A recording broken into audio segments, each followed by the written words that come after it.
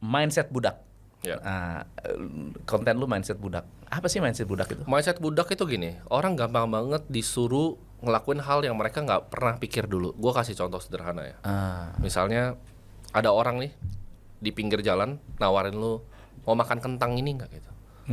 Kalau orang zaman sekarang, mereka itu langsung kayak mungkin oke, ini kentangnya. Mereka nggak pikir lagi gitu loh. Kentang ini apa? Siapa yang buat?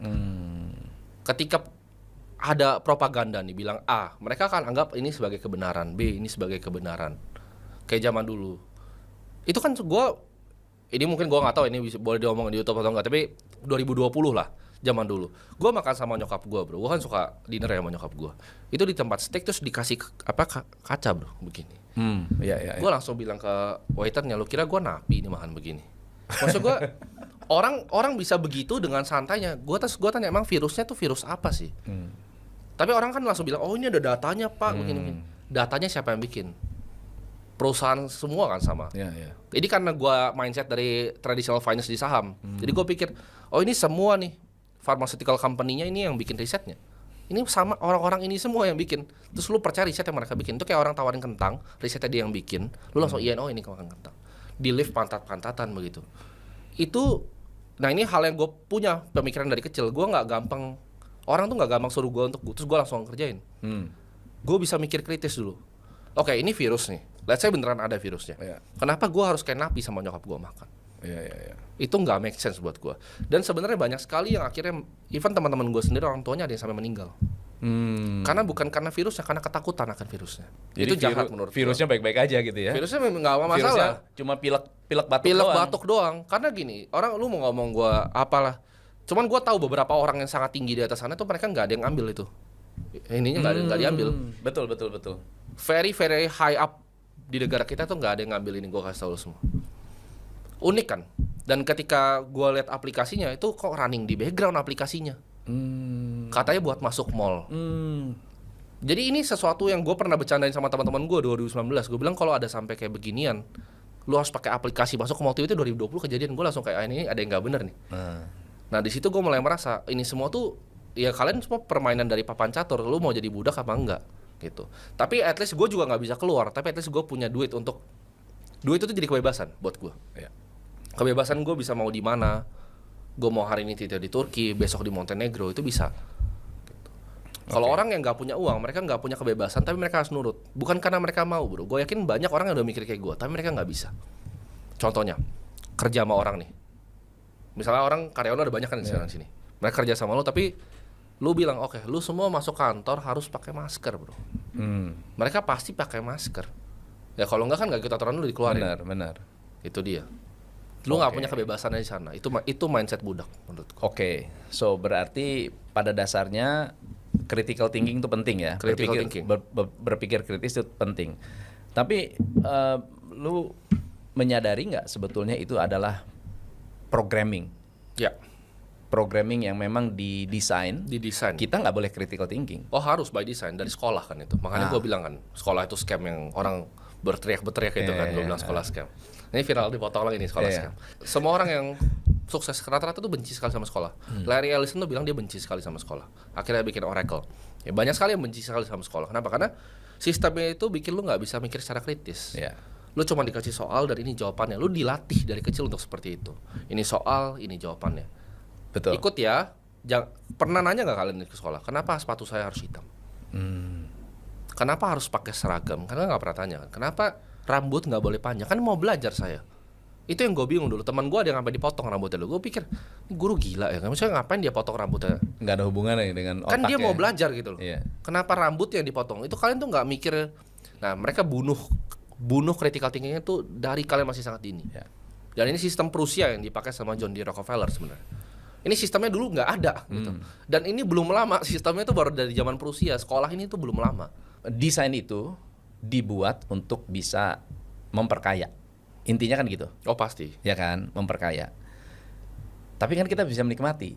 Betul. Mental budak itu, ya nggak? Ini pertanyaan paling bagus yang gue pernah dapat sepanjang ini.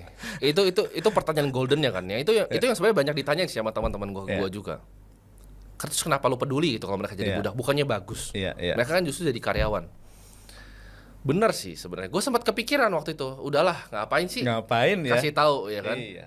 Mungkin ya banyak orang yang tahu ini juga. Gue yakin bukan cuma gue kok. Gue bilang tadi orang yang di atas tuh banyak sekali yang nggak ngambil ini. Gue nggak bisa sebut lah. Yang nggak disuntik lah itu. Iya. Cuman kenapa gue harus sharing ini? Karena gue rasa hidup ini apa gunanya lagi buat gue. Kalau misalnya gue nggak ngomong tentang kebenaran. Kalau gue cuman ya jadi orang yang cuman ngomongin yang sama seperti semua orang yang ngomongin. Kalau nggak ngomong kebenaran tuh gue rasa nggak ada serunya hidup ini. Seru. Ya. Lu seperti gua tahun 2012, 2010, 2012. Jadi karena waktu gua belajar business coaching, sebetulnya yang diajarin itu ya. Pertama kali gua diajarin tentang prognostication. Jadi prognostication adalah kenapa dunia seperti yang ada sekarang. Jadi rupanya manusia itu memang didesain atau sekolah mendesain kita untuk jadi good citizen. Actually itu betul seperti itu. To become a good citizen, follow the rules dan jadi karyawan. Nah, kenapa sistem sekolahnya harus pakai baris? Kenapa sistem harus angkat tangan? Kalau mau ke toilet harus kasih seragam, mukanya seragam, rambutnya seragam. Itu karena nantinya akan ditaruh karena dulunya itu goalnya adalah supaya bisa dapat banyak karyawan di pabrik. Dan itu habit yang diciptakan. Betul. Bahkan istilahnya grading itu kan ABC. Ya kayak ini aja, grading daging aja. Daging. Kayak grading daging. Oh ini grade A, grade B, grade C. Nah itu memang untuk mengedukasi, istilahnya training center sebelum benar-benar masuk ke dalam pabrik. Betul. Tapi yang menarik adalah gara-gara itu gue jadi ngerti tentang banyak teori konspirasi. Bukan hanya teori konspirasi, tetapi secret society yang memang menjalankan itu semua lalu kemudian mendapatkan manfaat lah dari bell curve-nya. Jadi populasi orang yang terbanyak. Nah, gue sempat jadi orang kayak lu. Wow, gue bikin materi. 2012 hati-hati akan terjadi ini, benar kejadian. Bakal ada 2008 akan terjadi ini, benar kejadian. Itu istilahnya tuh lu hidup dalam ketakutan. Tahu nggak? Gue ditelepon oleh seseorang yang intinya dari instansi negara. Ngomong-ngomong ini nanti akan bahas tentang 2012 ya. Waktu itu 2012 tentang Mayan kalender. Gue bahas tentang tolong dong dibatalin. Kenapa? Kalau enggak nanti kita bakal bubarin. Karena lu memprovokasi, istilahnya menciptakan keresahan. Lu nggak takut lu? Itu kan pengalaman dari lu ya. Pengalaman gue sih udah lebih banyak lagi teleponnya ya. Serius gue. Jadi gini, itu bedanya orang kan. Ada yang misalnya begitu, gue sangat respect decision lu untuk kayak akhirnya oke, gue nggak mau suarain lagi. Tapi gini, what's left sih dari hidup gue pikir begitu. Kalau misalnya gue cuman dari ancaman-ancaman begitu, gue takut tuh. Apakah ada? Ya ada, benar. Gue bisa confirm bahwa yang dia ngomong itu benar. Ya, karena ketika lu udah menurut mereka itu cross the line, lu akan dapat telepon. Serius, bener. Serius ini. Orang kan pasti ngomong, oh ini dua orang cuman baca doang. Karena lu belum pernah ditelepon. Karena gini, contoh ya, pemikiran kritis ya. Satu karyawan lu misalnya di sana, dia teriak-teriak di bawah ya, pemerintah tolol segala macam. Satu karyawan lu teriak gitu, dia nggak akan digubris, bro. Kenapa? Dia nggak punya suara. Benar. Nah ini kalian ngerasa ya, kalian tuh hidup dengan freedom of speech kan, kebebasan berpendapat itu untuk kalian orang-orang budak. Budak tuh boleh berteriak, bro. Karena nggak ada yang mau dengerin budaknya. Ini budak gila gitu. Tapi kalau orang yang punya influence seperti kita, punya platform seperti kita, udah mulai berteriak di luar dari agenda mereka, udah pasti dapat telepon. Benar. Gitu. Ada yang bilang gini, bahkan ada yang sempat nyusup, ngaku-ngaku profesor, jadi masuk ke kelas gua, selalu datang, dan gua selalu menyampaikan tuh. Jadi karena gua nggak bisa iklanin, kan gua diiklanin waktu itu kan, hati-hati, awas akan terjadi gini. Nah, gua nggak iklanin, jadi gua dalam lingkup kecil selalu ada penyusup. Jadi gua ceritain tentang frekuensi. Frekuensi itu 435 Hz. Zaman dulu dirubah jadi 440. Itu frekuensi orang stres. Lu dikasih, nggak usah gampangnya adalah frekuensi 440 itu adalah kalau misalnya lu denger musik atau denger suara yang terus menerus bikin lu stres. Lu duduk begini, dengerin orang ngetok-ngetok ya di belakang. Renovasi, tok tok tok tok tok, itu bisa gila lu. Nah itu. Sekarang musik tuh begitu. Dulu 435 dirubah hertznya jadi 440.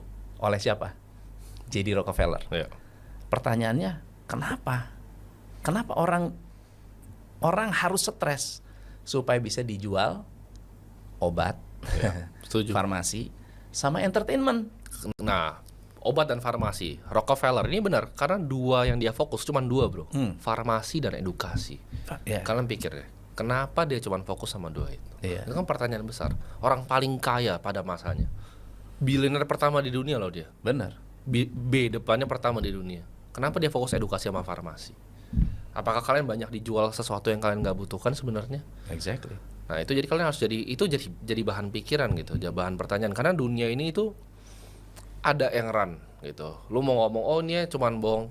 Kita nggak usah ngomong yang di global deh. Secret society di Indonesia aja ada kok. Ada kok di Indonesia. Ya. Ada. Kalian kira ya, mereka tuh kira semuanya tuh apa black and white gitu. Kalian nggak pernah lihat shade dari abu-abunya. Kayak misalnya hukum sendiri. Orang bilang misalnya ada orang di berita, ini contoh pemrograman budak ya. Kalian ngeliat orang di berita nih, si ini tersangka bla bla bla. Gue kasih tahu ke kalian ya, itu cuman dia udah duduk sama ada orang di depannya, udah ada negosiasi, semuanya tuh panggung sandiwara. Udah janjian ya? Udah janjian dulu. Dan kalau kalian marah-marah sama dia, itu antara dia itu memang orang yang nggak senang banget sama dia dimasukin, atau dia korbannya. Dia cuman kambing hitam, cuman dua ya. Dan kalian tuh di-divert semua atensinya ke sana. Benar. Karena mereka ketika nunjuk orang, bro, mereka punya semuanya. Mereka punya medianya, mereka punya law enforcement-nya, mereka punya semua. Lu kalau ditunjuk sama mereka, kayak lu semua orang-orang di sini yang nonton ya, lu kira, oh saya di rumah saya tidak berdosa.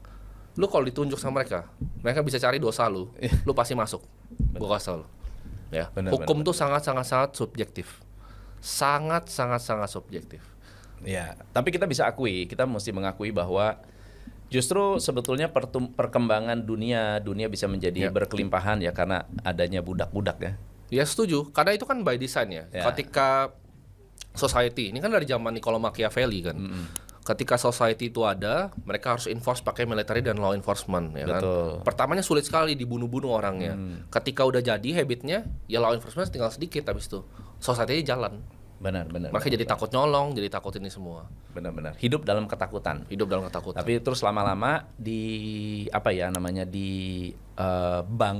lewat media. Jadi media itu nggak pernah ada good news. Nggak pernah. Selalu harus negatif negatif message ya. Mereka aja ke-train bro untuk receive negative message. Misalnya lu bilang title video ini, Timothy Roth ngomong sekolah itu scam, negatif, mereka lebih banyak klik pasti. Karena itu lu udah diprogram dari kepala lu dari kecil. Bener. Jadi kita bikin thumbnail aja nanti Timothy Ronald nih mau ditangkap sama. Negatif tuh mereka. By the way, lu punya itu YouTube kayaknya di itu. Itu kena kena hack ternyata. Jadi gua konfirmasi sama bosnya YouTube Indonesia itu gua kena hack. Bukan. Kena hack. Bukan karena hack dari orang luar negeri. Jadi mereka itu ada grup spesifik targetin YouTuber yang besar. Tapi cepat kok di-solve. 3 minggu hilang. Oh, gua cuma sehari kemarin. Oh gila. Langsung balik 3 minggu. Itu gue juga kalau nggak dibantu sama Dedi nggak bisa lolos tuh. Lolos ya. Kena hack orang-orang Rusia, orang-orang Ukraina.